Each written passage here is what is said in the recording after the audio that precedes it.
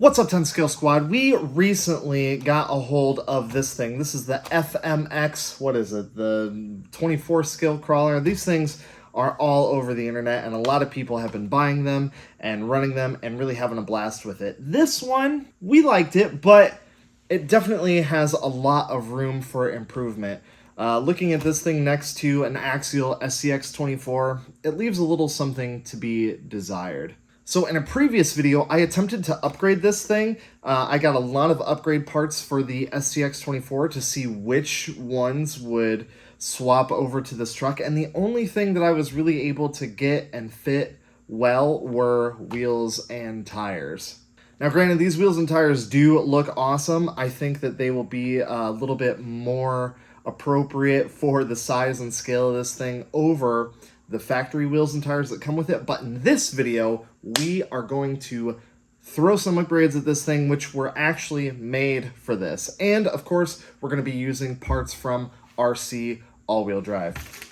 We've got their link kit, which comes with aluminum links, and this will also extend the wheelbase on the back of this thing. So because we are also going to extend the wheelbase, we will need a new drive shaft. So this kit from RC All-Wheel Drive comes with the drive shaft as well. This is going to be a big improvement. The stock links are plastic, pretty flimsy. It should, I think, it should allow us to put some aftermarket suspension on this thing as well. The way that the stock suspension mounts to the rear links is kind of weird. It uses like this double ball joint thing, and it's hard to replace that with aftermarket shocks from like Injora or something, you know, something like this. But I think these links should allow us to use some aftermarket bits as well. So it's finally time to improve this thing. Let's get to work. All the stuff looks pretty straightforward. So step number one, of course, is just going to be to remove the stock links, taking out screws and pulling off all the bits that we don't need anymore.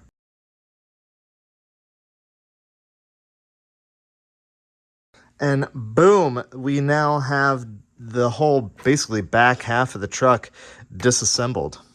And while we've got it apart, I can show you this. Here is the rear axle. Pretty awesome. I mean, it does have portal axles, but we're unable to use these brass wheel weights because if you see here, the diameter of the axle where the drive pin is actually bigger than the diameter of the wheel weight itself.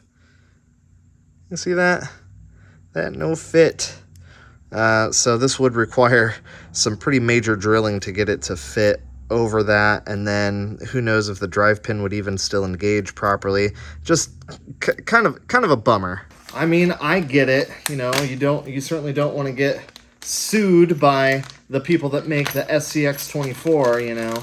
But it would be cool if maybe they use like standard sized parts.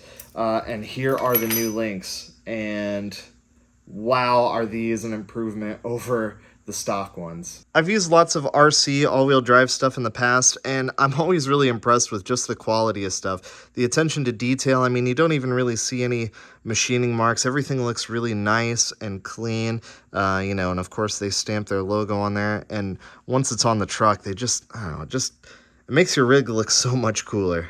The only downside is that none of their stuff really comes with instructions, and when you are modifying it in this kind of way, it can get a little confusing at times. You know, you're not replacing like for like. Things are going to be a little bit different here, and how do we go, and how does this go, and am I doing this right? It can get a little confusing. Instructions would be nice. For something little like this, especially if it's not your first rodeo, it's all super manageable. Whenever I work on something that doesn't come with instructions or is a lot different than the stock original parts, I usually do a process of elimination. Here, I obviously know a drive shaft is a drive shaft, and I knew which links were the ones on the bottom. So by process of elimination, I figured out where everything went, just because that's the only way it really fit together. Take your time, use logic, don't be intimidated. You got this.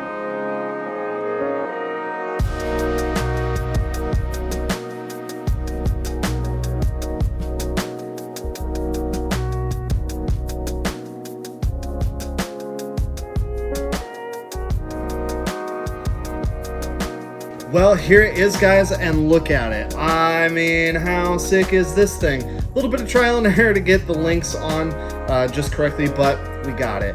And I was able to take some Axial SCX24 shocks, these are made by Injora, and get them to fit. It did take a little bit of scrounging around. I had to space the shocks out a little bit and use some different hardware because, believe it or not, the hardware used on an Axial SCX24 is actually thinner than the hardware used on this thing. So kind of good to know that the hardware on these things is a little beefier. And I have had hardware come apart, snap in half, and just get completely stripped on Axial SCX24s in the past. So this thing should be a little bit more robust. And look at it, especially the back view. You know, you get to see the portal axles on this thing and the big diff cover or pumpkin right on the back. I think it looks really cool.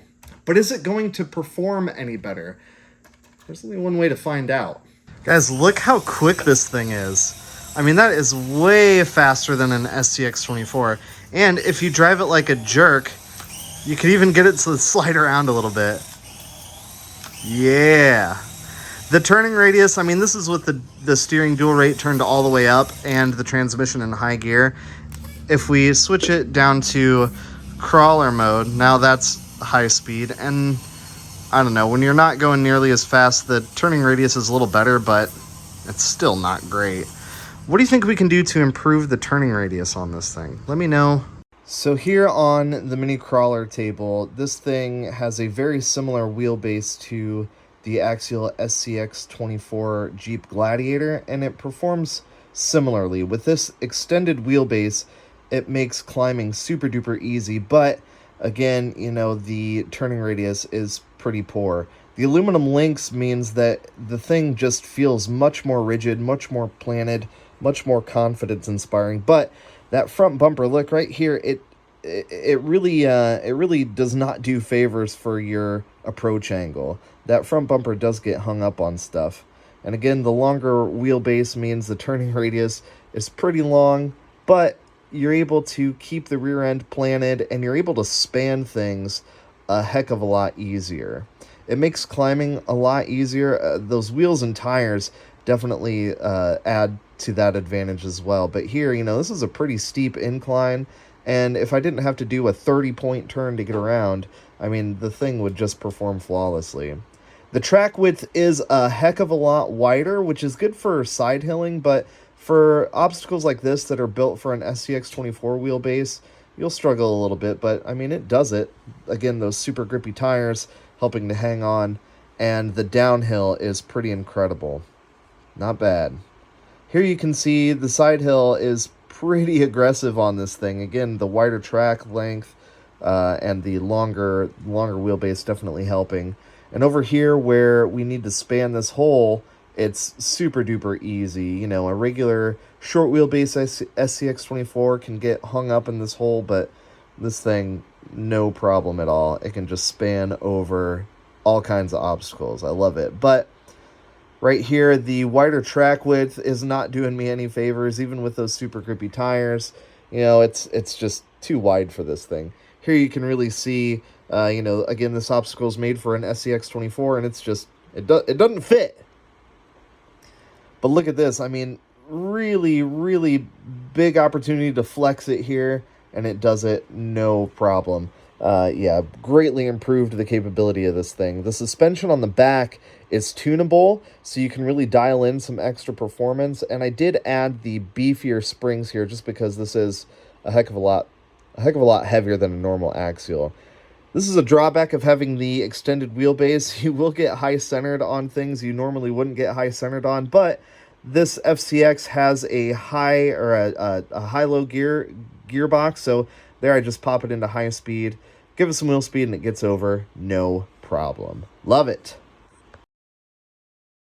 So there you have it, guys. What an improvement. I mean, just look at the wheelbase next to a normal Axial SCX24. As I mentioned before, this thing in its stock form was a little underwhelming. It looks really cool, but as far as performance goes, there was definitely huge room for improvement, and now we are well on our way. What should we do next to this thing?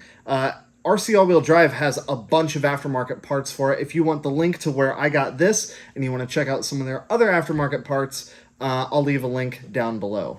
And if you are into small scale crawling, I've got some excellent stuff coming up. We've got a lot of things on the agenda to do as far as mini crawler stuff go. And if this is your first time checking out the channel, welcome. I'm glad you found it. I like to do RC shenanigans like this all the time. We've got other stuff coming up too, not just mini crawler stuff, all kinds of good stuff. So you're going to want to stick around. All right, guys, until next time. Might be chopping axials out here. Might be chopping them.